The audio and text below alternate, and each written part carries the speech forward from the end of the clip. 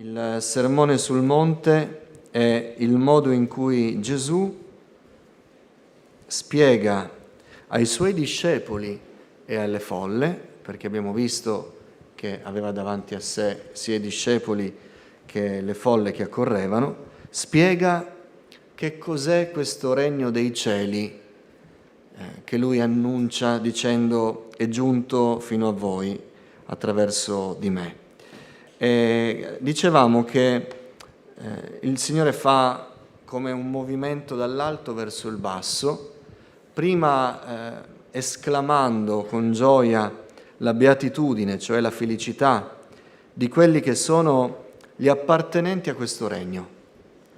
E poi oggi, se concludiamo le beatitudini, vedremo come il Signore dall'alto è come se calasse l'applicazione di questo regno, mostrando che quando il regno dei cieli viene a contatto con il mondo, con appunto i credenti e con Cristo stesso, avviene qualcosa che lui raffigura con il sale della terra e la luce del mondo.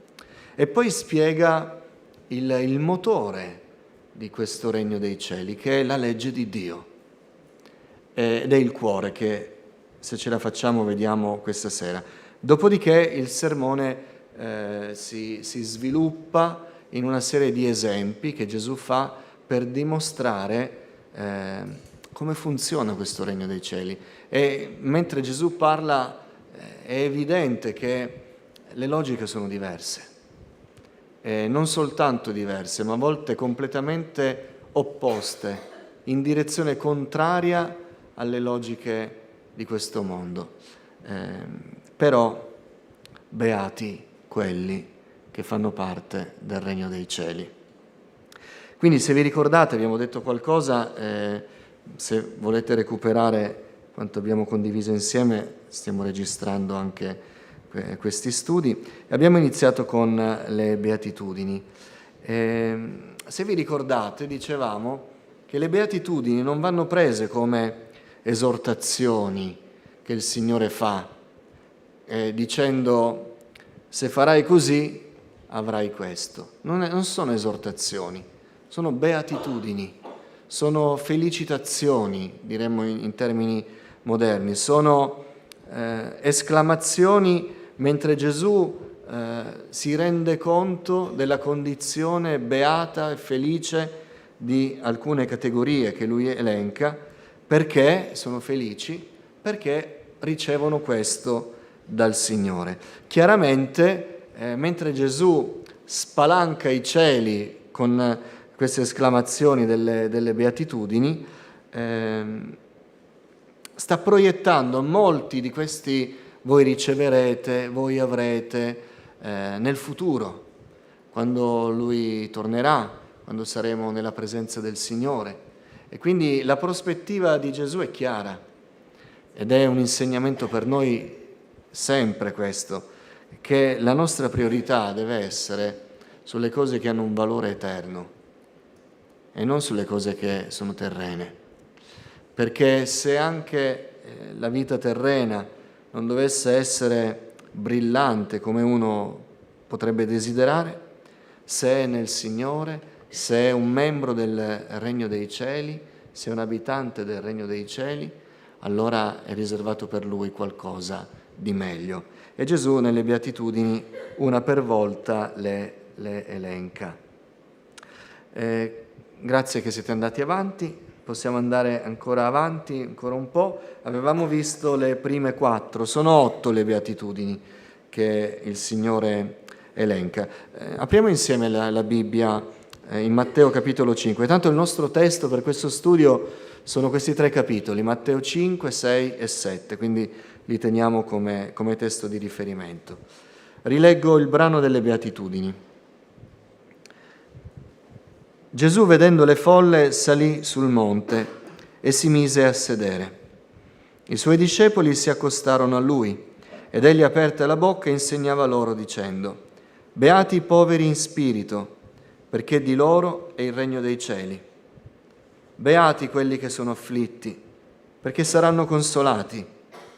Beati i mansueti, perché erediteranno la terra.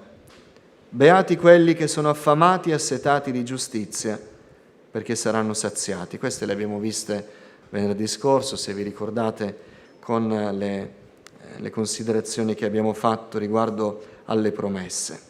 Poi il Signore prosegue e dice: beati i misericordiosi, perché a loro misericordia sarà fatta. Beati i puri di cuore, perché vedranno Dio. Beati quelli che si adoperano per la pace, perché saranno chiamati figli di Dio. Beati i perseguitati per motivo di giustizia, perché di loro è il regno dei cieli. E beati voi, quando vi insulteranno e vi perseguiteranno, e mentendo diranno contro di voi ogni sorta di male per causa mia.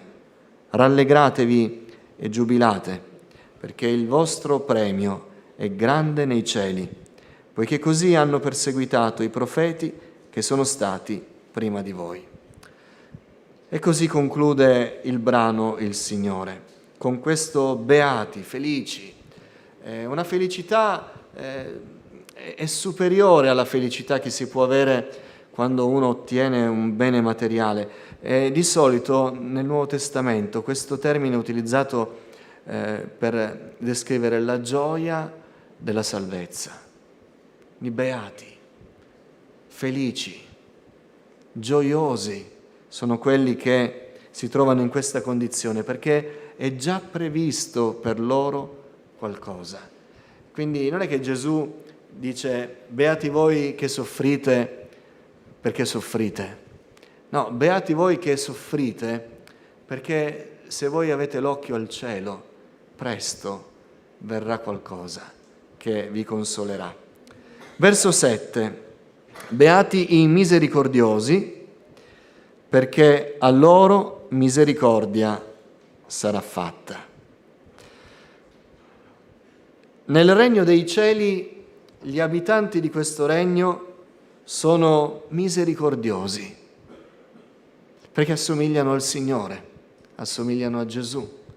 E quindi i credenti, i salvati per grazia, nati di nuovo, sono misericordiosi.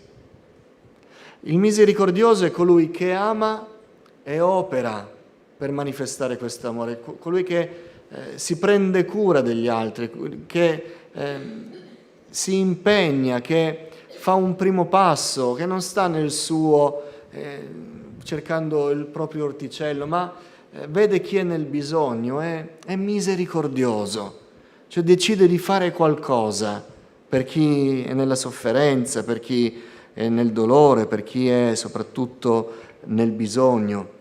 Lo vedremo poi quando il Signore, per esempio, farà degli esempi parlando delle elemosine. Lo vedremo quando ci arriveremo. Le elemosine non sono semplicemente offerte, ma sono offerta dei nostri beni in favore di chi è nel bisogno, quindi di chi è povero. Gesù dice: beati i misericordiosi, beati quelli che dimostrano che hanno nel loro cuore i sentimenti di Cristo, che si sporgono verso gli altri, verso chi è nel bisogno, nella povertà. Beati quelli che di indole danno, si spendono, vivono per gli altri. E uno potrebbe dire: se noi ci fermiamo al regno di questo mondo, i misericordiosi non sono tanto beati, perché i misericordiosi vivono una vita in cui danno, ed è difficile che nel mondo ci sia il giusto contraccambio. Quindi è una vita che dà e non c'è mai una doppia direzione.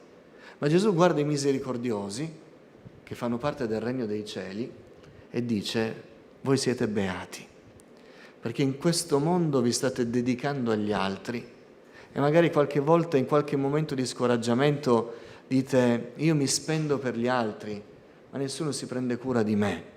Beati voi, vi dico, perché a voi sarà fatta misericordia. Voi che avete fatto degli altri l'oggetto del vostro amore, diventerete voi il bersaglio, l'obiettivo, l'oggetto dell'amore di Dio. A voi sarà fatta misericordia. State tranquilli, e non è un caso che è una beatitudine che arriva dopo quella che parla della giustizia, di quelli che sono assetati della giustizia e affamati della giustizia.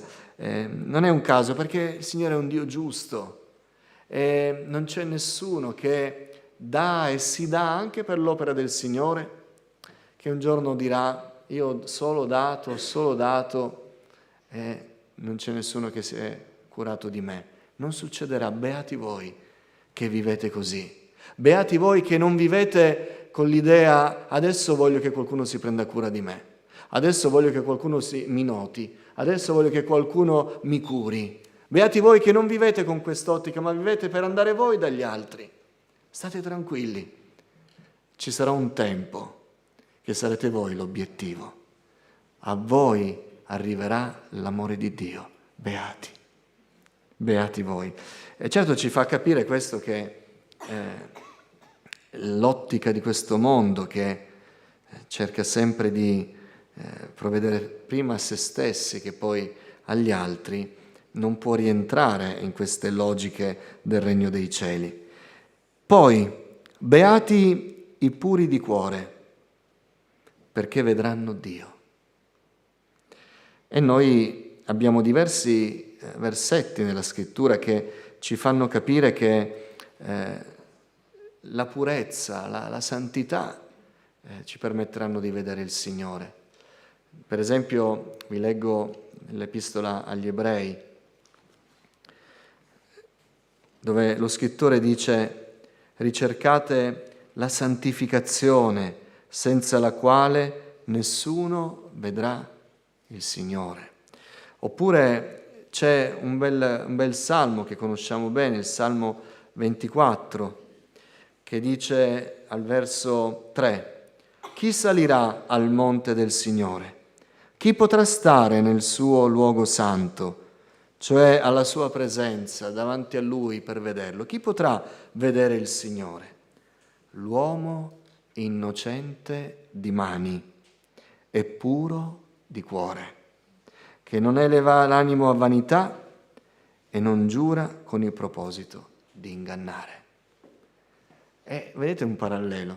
Forse il Signore si collegava proprio a questo salmo quando diceva: beati i puri di cuore, perché la loro scelta di piacere al Signore, di essere santi, puri, non santi di dire faccio del mio meglio, vediamo un po' quello che riesco a fare, ma puri, beati puri di cuore. La vostra scelta di purezza, di ricercare la santificazione, sarà premiata dal desiderio del cuore vostro, che è di vedere il Signore, di vederlo. E quando il Signore inizierà a parlare della legge di Dio, parlerà della rabbia, parlerà dell'invidia, parlerà della lussuria, parlerà dei sentimenti che portano all'omicidio, all'adulterio, alla vanità, tutte queste cose. È come se il Signore poi spiegasse: i puri di cuore chi sono? Sono quelli che vivono in modo tale da rispettare in questi punti la legge del Signore. Vedranno Dio. Tanti passi nella Scrittura dicono che Dio non si può vedere, l'uomo non lo può vedere, ma un giorno, quando saremo alla presenza del Signore con un corpo glorificato, c'è questa beatitudine: noi vedremo il Signore se abbiamo cercato la sua santità.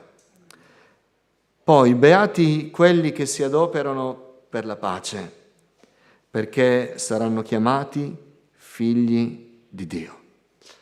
E qui il Signore vuole intendere: beati quelli che vivono per creare la pace, vivono per la conciliazione, vivono per trovare la pace tra gli uomini, perché il mondo sia in pace. Beati quelli che si impegnano nel fare questo, cioè che non scelgono la via dell'indifferenza, ma scelgono la via che è la via che il Signore ha inaugurato. Perché quando ha mandato il Padre, ha mandato il figliuolo sulla terra, Egli ha inaugurato una via, dice Paolo agli Efesini, che ha portato la pace. Egli è la nostra pace. Egli ha portato la pace e ha tolto l'inimicizia tra l'uomo e Dio, e addirittura Paolo dice agli Efesini, egli ha fatto fare la pace anche ai due popoli, Israele e i gentili. Quindi beati quelli che si adoperano per la pace, perché saranno chiamati figli di Dio, cioè saranno riconosciuti come quelli che assomigliano al Signore. Quelli sono figli di Dio. Da cosa li distingui? Sono operatori di pace, si adoperano per la pace. Chiaramente qui stiamo parlando del regno dei cieli, quindi non stiamo parlando, ne dicevamo qualcosa forse la settimana scorsa, della pace delle nazioni, degli accordi diplomatici o del tentativo degli avvocati di riconciliare matrimoni rotti. L'uomo non trova pace con i propri mezzi, ma è attraverso Cristo che è la nostra pace, che noi siamo operatori di pace, andando a portare Cristo nel mondo, andando a indirizzare ogni persona verso la croce. Noi troviamo il modo di far andare tutti lì dove Cristo è capace di riconciliare a sé tutte le cose, dice l'Apostolo. Beati quindi costoro, perché saranno distinti da questo titolo, saranno chiamati figli di Dio.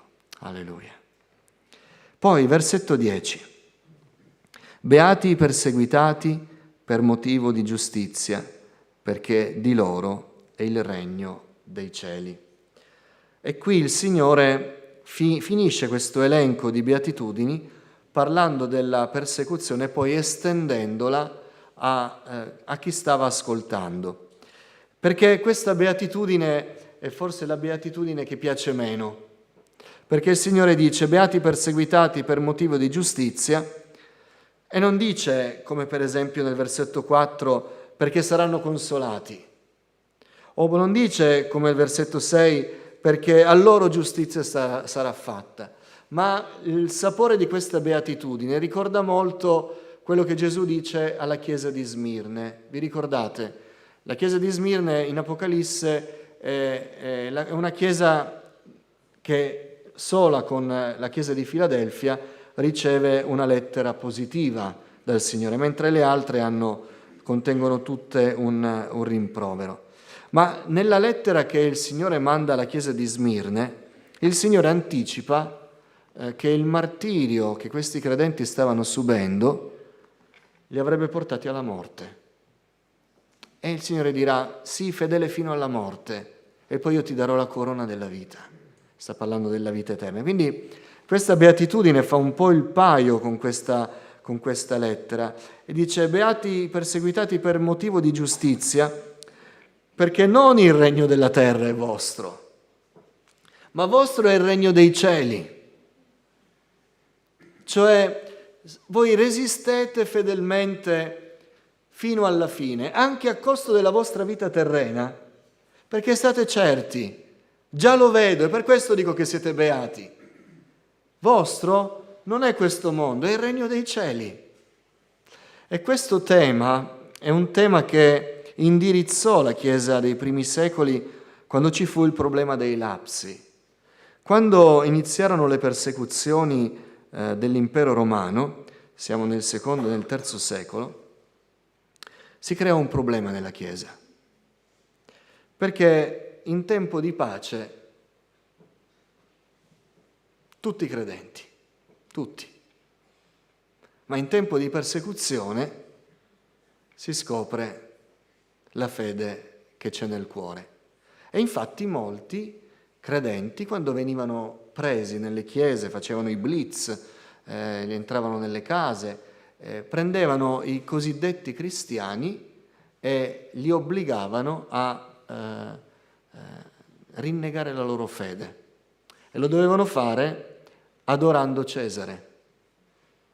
E succedeva che molti, deboli nella fede, invece, perché la prospettiva era poi morire nelle arene, sbranati dai leoni, uccisi dai gladiatori o arsi vivi, insomma non erano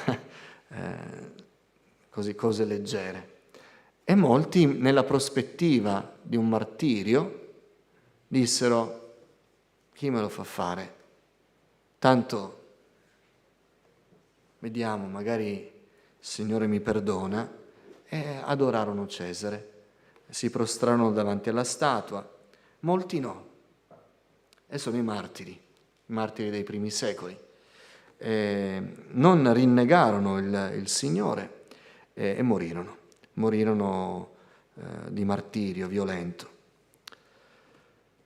Questa beatitudine incoraggiò i responsabili delle chiese a incoraggiare a rimanere fedeli al Signore, anche se è a costo della nostra vita, perché c'è già promessa, e quando Gesù lo promette è certo, il regno dei cieli, la vita eterna.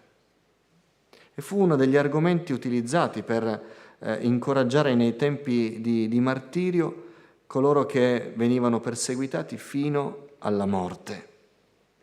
Quindi il Signore dice: beati voi, non guardate questa vita, non guardate le sofferenze terrene, perché il regno dei cieli è per voi. Ed è interessante che questa beatitudine, che ha il retrogusto, diciamo, del martirio violento, introduca il tema del sermone, che è il regno dei cieli, perché di questo Gesù sta parlando e sta spalancando la spiegazione di questo regno. È interessante che ne parli così il Signore, perché facendo così poi andrà sulle leggi di Mosè, spiegherà, ma dicendo così sta dicendo: guardate che tutto quello che stiamo facendo adesso per seguire il Signore, per onorare il Signore, non è per qua giù, è per lassù. E mentre probabilmente diceva questo, aveva davanti a sé le persone, e sai, quando ti dicono: beato te se ti uccideranno violentemente perché sei cristiano, probabilmente, magari non tra i discepoli, ma nella folla che c'era lì intorno, qualcuno iniziò a fare strane facce.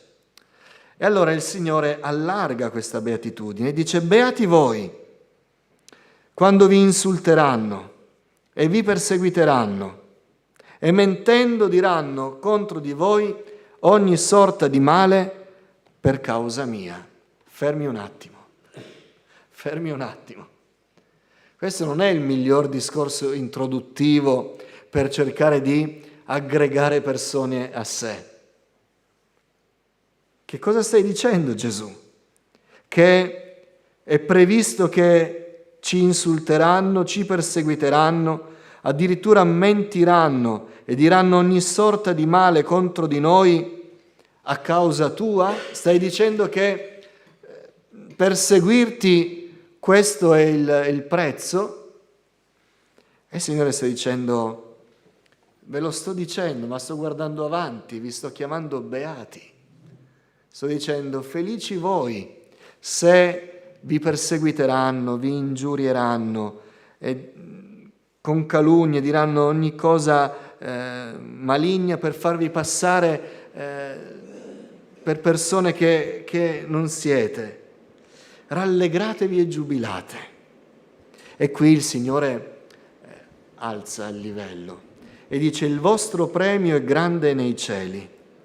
E dice: perché così hanno perseguitato i profeti che sono stati prima di voi. E questo era un tema che a devoti israeliti interessava molto, perché gli israeliti avevano massima stima dei profeti. Per loro erano gli unti del Signore, gli uomini di Dio, gli esempi da seguire. E tante volte un israelita comune si vedeva un gradino sotto ai profeti che il Signore aveva usato, Elia, Eliseo, per non parlare poi di Mosè. A Gesù allarga questa beatitudine e svela qualcosa del regno dei cieli che è nuovo. Nel regno dei cieli voi sarete al pari dei profeti, perché alla fine anche i profeti sono uomini che sono stati fedeli al Signore, ed è quello che io sto chiedendo anche a voi di fare. Se voi sarete fedeli fino alla fine, Poi sapete che alcuni profeti sono stati perseguitati, addirittura sono stati martirizzati, hanno visto la morte per essere stati fedeli al Signore, e li stimate per questo. Sarete come voi, sarete come loro, scusate, sarete come i profeti. Così hanno perseguitato i profeti, e voi sapete che i profeti sono alla presenza di Dio. Allora avete una ulteriore certezza che grande sarà il vostro premio nei cieli. E così il Signore conclude l'elenco di queste beatitudini. E dicevamo la volta scorsa, è il modo in cui il Signore inizia questo sermone. E lo fa dicendo: vedo già davanti e vedo la gloria di Dio e tutti quelli che saranno dentro questo regno. Non mi viene altro che esclamare: felici voi che siete così. Ridico questa cosa e poi andiamo avanti. Ribadisco, le beatitudini non sono consigli, sono affermazioni. Chi fa parte del regno dei cieli, chi appartiene a Gesù, è così. E il Signore poi lo dirà più volte in questo sermone. Ecco perché alcuni studiosi intendono la somma delle beatitudini come un elenco delle caratteristiche del vero credente, che è mansueto, è affamato e assetato di giustizia, è puro di cuore, è fedele al Signore fino alla morte. È già così. Io vi sto solo dicendo quello che sarà. Il Signore parte dal premio. E anche questo, se volete, è una logica contraria alle logiche di questo mondo. Di solito, quando uno presenta qualcosa, prima presenta il lavoro, quello che devi fare, poi vede se uno lo fa e alla fine c'è il premio. Invece il Signore introduce questo sermone di spiegazione del regno dei cieli dicendo: parto dalla fine e già vedo quanto sono beati quelli che ne faranno parte. E così andiamo oltre. Visto che cambiamo argomento, se c'è qualcuno che vuole fare qualche commento, qualche domanda, Stella, se hai qualche domanda puoi farla anche prima, che dovete sapere che la sorella Stella le domande non le fa durante lo studio, le fa dopo, me le fa dopo, però a volte non ho l'opportunità di rispondere. Se c'è qualcosa da condividere, insomma, le beatitudini sono sicuramente beatitudini, belle da descrivere. Siamo ancora in cielo, con questa descrizione del Signore. Andiamo oltre. Adesso vediamo un brano che mettiamo insieme, anche se nelle nostre Bibbie sono 2 paragrafi, Matteo capitolo 5, dal versetto 13 al versetto 20. Leggo dal versetto 13. Voi siete il sale della terra, ma se il sale diventa insipido, con che lo si salerà? Non è più buono a nulla se non a essere gettato via e calpestato dagli uomini. Voi siete la luce del mondo. Una città posta sopra un monte non può essere nascosta e non si accende una lampada per metterla sotto un recipiente, anzi la si mette sul candeliere ed essa fa luce a tutti quelli che sono in casa. Così risplenda la vostra luce davanti agli uomini, affinché vedano le vostre buone opere e glorifichino il Padre vostro che è nei cieli. Non pensate che io sia venuto per abolire la legge o i profeti. Io sono venuto non per abolire, ma per portare a compimento. Poiché in verità vi dico, finché non siano passati il cielo e la terra, neppure un iota o un apice passerà dalla legge senza che tutto sia adempiuto. Chi dunque avrà violato uno di questi minimi comandamenti, avrà così insegnato agli uomini, sarà chiamato minimo nel regno dei cieli. Ma chi li avrà messi in pratica e insegnati, sarà chiamato grande nel regno dei cieli. Poiché vi dico che se la vostra giustizia non supera quella degli scribi e dei farisei, non entrerete affatto nel regno dei cieli. E qui il Signore va subito al cuore del suo sermone. Questo che abbiamo letto è il senso di tutto quello che dirà dopo. È il cuore pulsante del Sermone sul Monte, è il centro.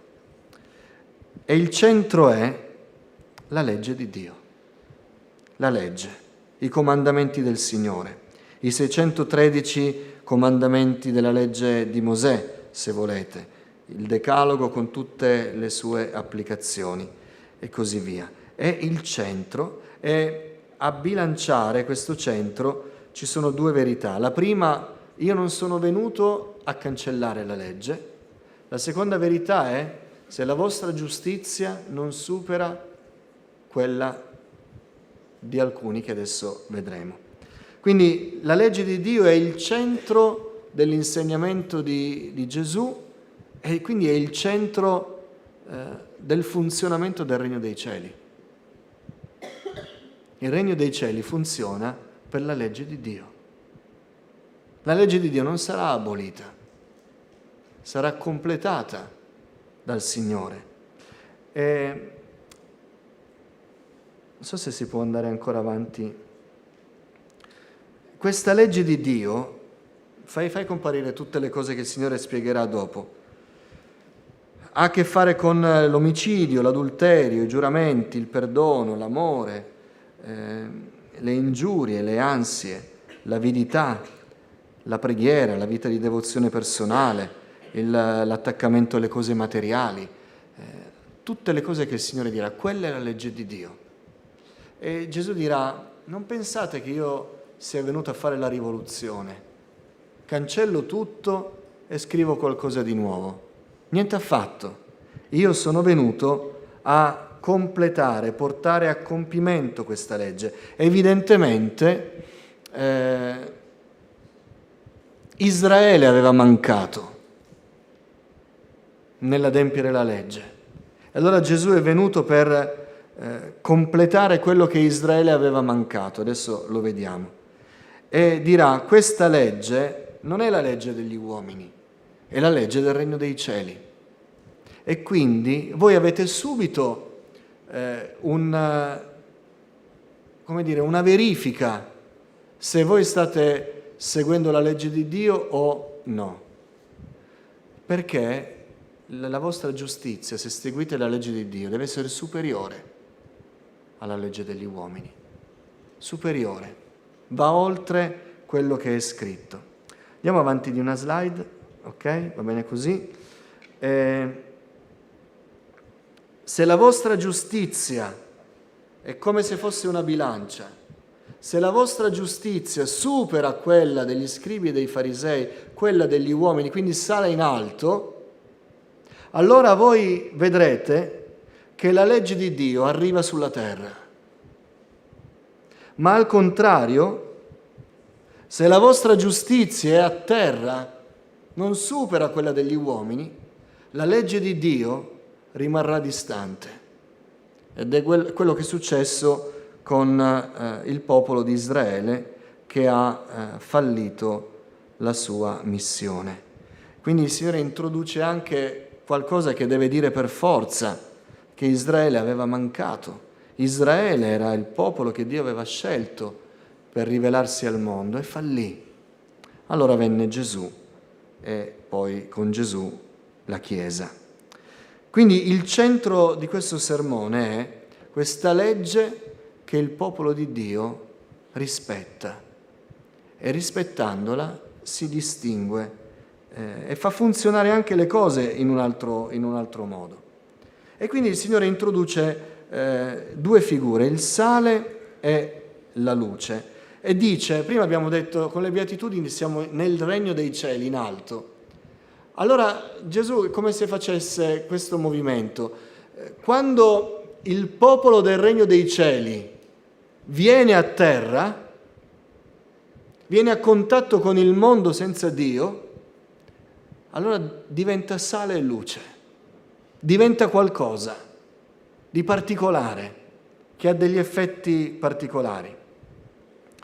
E dice il Signore, questo l'ho sottolineato così, voi siete. Non dice dovete diventare, dovete essere. Voi siete il sale della terra. Se tu la mattina ti svegli, leggi il capitolo 5 di Matteo, ti incoraggia, ti senti responsabilizzato e prima di uscire dici: oggi io mi devo impegnare a essere il sale della terra, c'è qualcosa che non va. Voi, per il semplice fatto che ci siete nel mondo, come credenti, veri credenti chiaramente, nati di nuovo, che appartengono al regno di Dio, voi, con la vostra semplice presenza nel mondo, voi siete il sale della terra. Voi siete la luce del mondo. Non dovete lavorarci, è la vostra essenza, voi lo siete. E poi il Signore spiegherà in che modo. Voi siete, vediamo la prima figura, siete il sale della terra. Ma dice Gesù, se il sale diventa insipido, con che lo si salerà? Non è più buono a nulla se non a essere gettato via e calpestato dagli uomini. E il Signore usa questa figura, il sale. Il sale, tante volte sono state fatte meditazioni, riflessioni su questa figura. Il sale era importantissimo soprattutto a quei tempi. Oggi noi abbiamo tanti altri strumenti nell'ambito alimentare o della conservazione, ma a quel tempo era davvero fondamentale. Serviva per tante cose, serviva a livello sanitario per conservare le cose che si deperivano, ma in modo particolare il Signore specifica in questo esempio la sua utilità nel dare sapore. E dice, se il sale diventa insipido, con che lo si salerà? Una particolarità del sale è che non ce ne vuole tanto perché cambi le cose.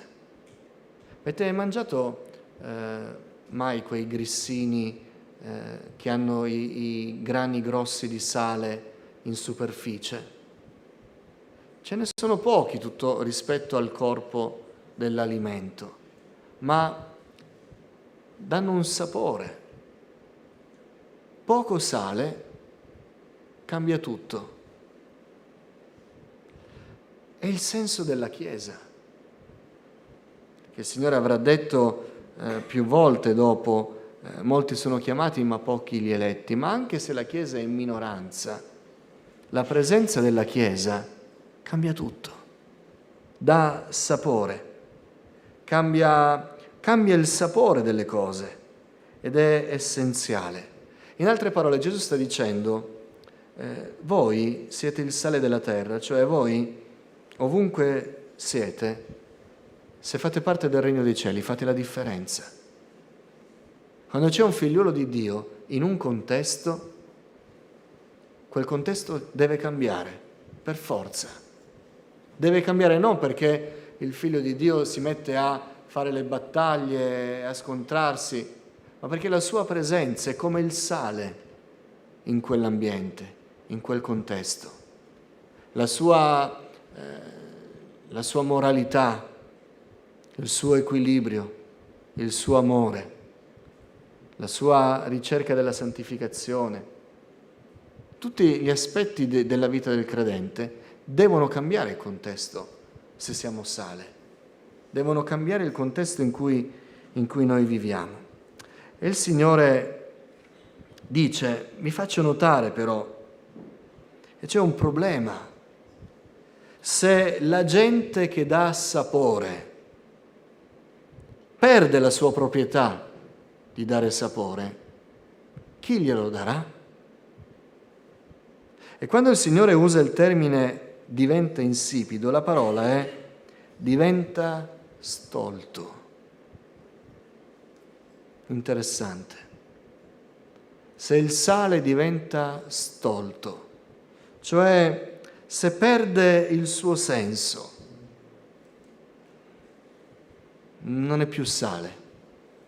E addirittura il Signore dirà non è più buono a nulla se non essere gettato via e calpestato dagli uomini, non è più sale. E il problema è che quando poi il sale, che non è più sale, continua a dire che è sale, diventa un'incoerenza, diventa una cosa che poi è evidente, il mondo lo vede, e più il sale insipido dice io sono sale, e più il mondo avverte il contrasto con quello che dice di sé. Quindi il Signore dice, non manchiamo come ha mancato Israele, noi siamo il sale della terra, noi diamo sapore a questo mondo, gli diamo il sapore che deve avere, cioè quello di Cristo, dobbiamo attirare a Cristo, dobbiamo attirare le persone al Salvatore. E poi dice il Signore, voi siete la luce del mondo. Una città posta sopra un monte non può essere nascosta. Alcuni commentatori dicono che mentre Gesù usava questo esempio, probabilmente aveva di fronte la città di Ippos, che è questa che vedete, non so se si vede. Sì, si vede. La volta scorsa, vi ricordate, abbiamo visto la zona dove alcuni ritengono che il Signore abbia esposto il sermone, questa altura della Galilea vicino al lago di Galilea. Dal lato opposto, esattamente dal lato opposto a Capernaum, a quella zona, c'era una città romana costruita su un monte che è Ippos. Allora, alla vostra sinistra vedete la scoperta archeologica, quindi questo resto di questa città, e a destra c'è la ricostruzione. E il puntino rosso che vedete probabilmente è la posizione dove si trovava la folla con Gesù.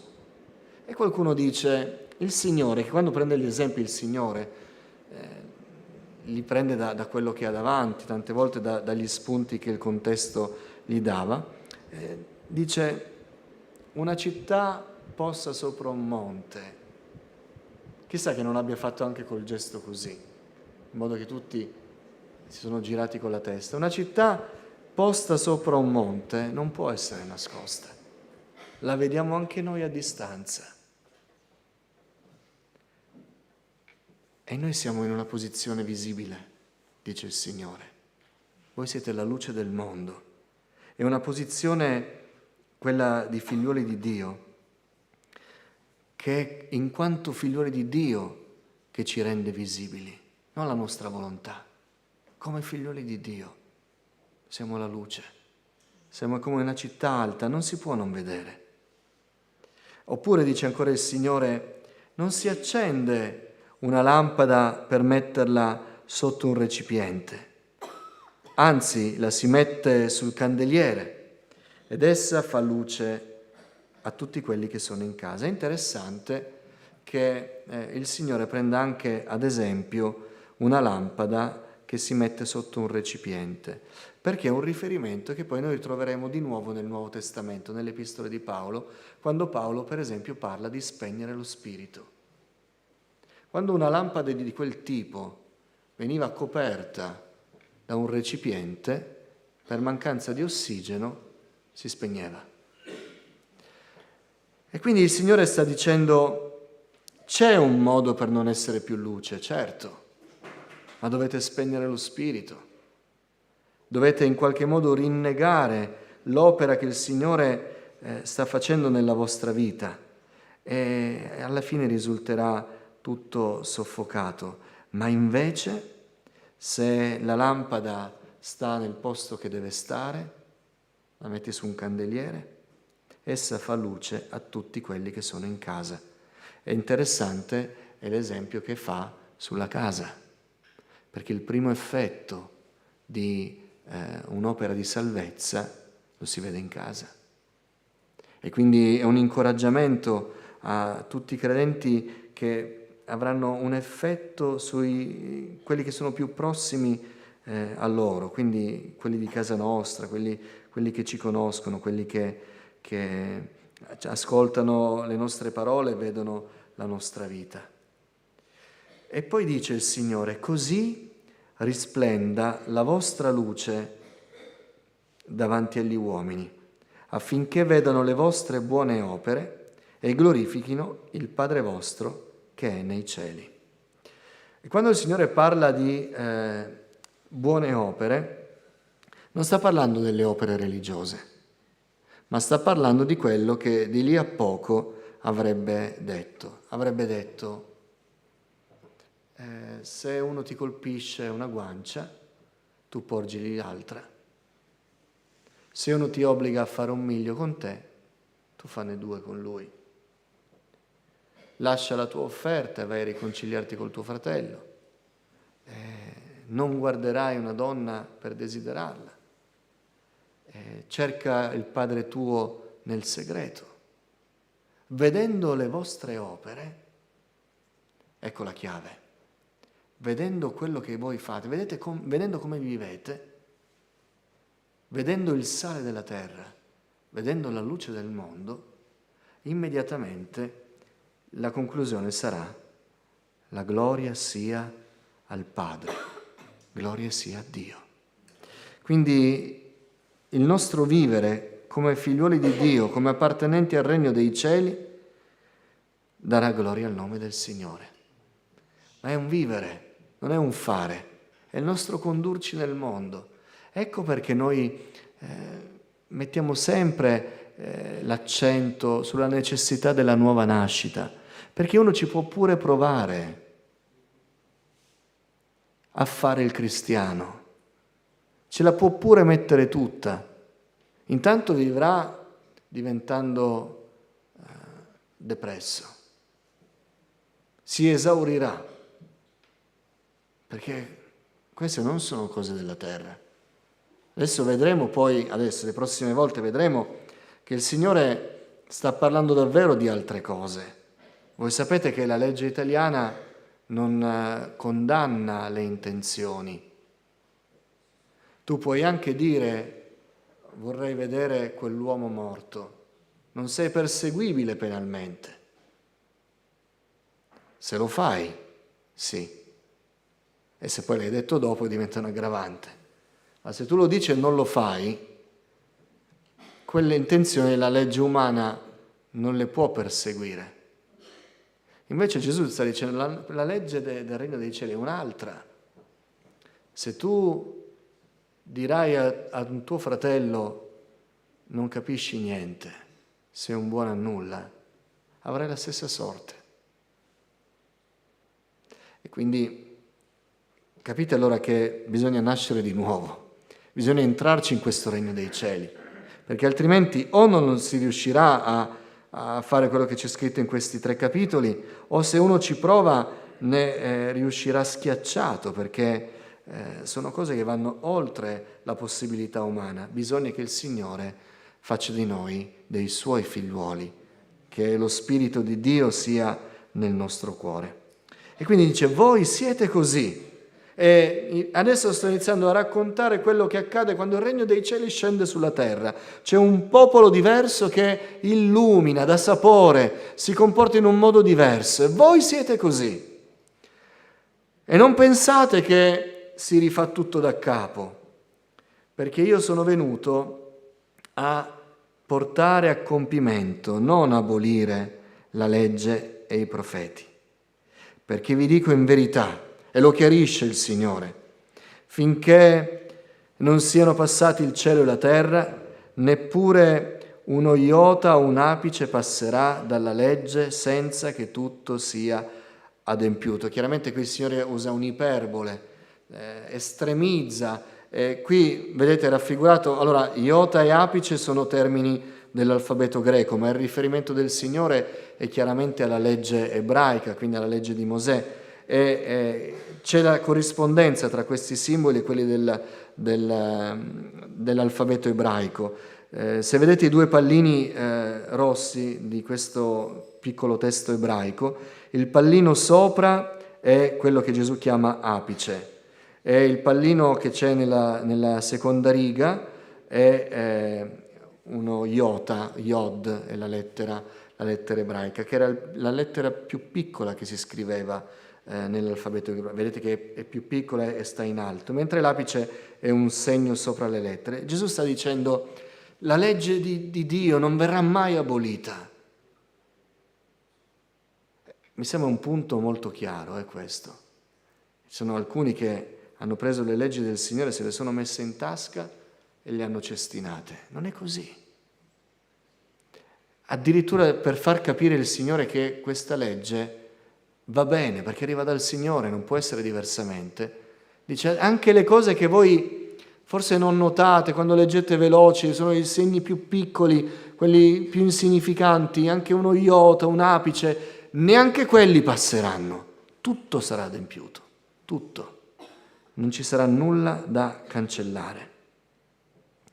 Ora, quando Gesù dice per portare a compimento, sta dicendo: io sono venuto a completare qualcosa che non è stato completato.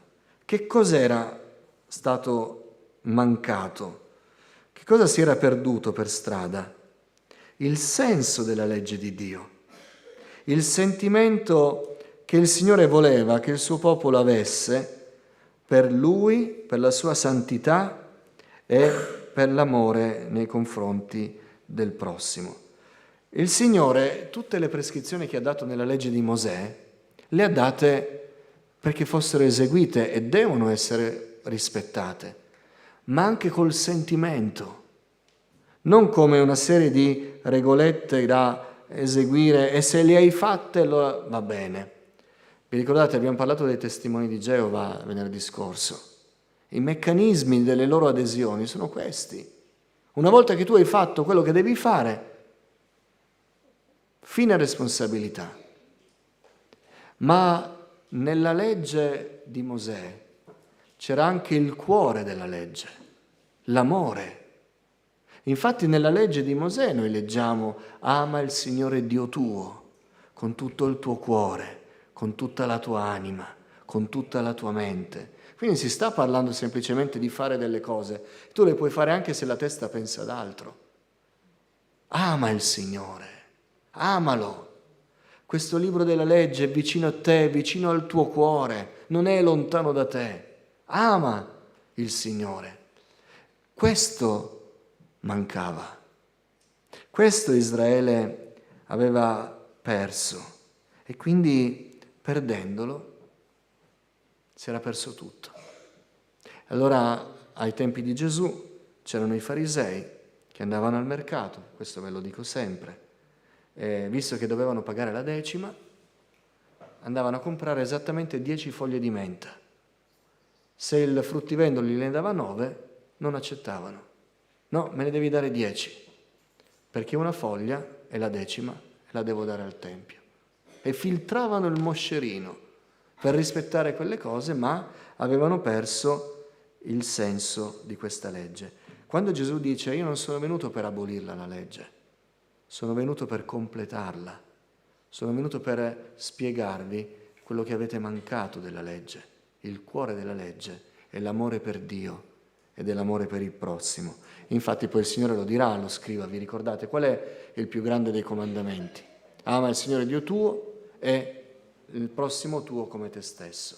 In questo sono riassunti tutti i comandamenti. E quindi Gesù era venuto per completare la legge in questo modo. Ci fermiamo qui per questa sera. Avete qualche considerazione, qualche domanda? Siamo ancora negli aspetti più generali, ma poi appena finiamo il Signore va dritto agli aspetti pratici, facendo subito degli esempi della legge.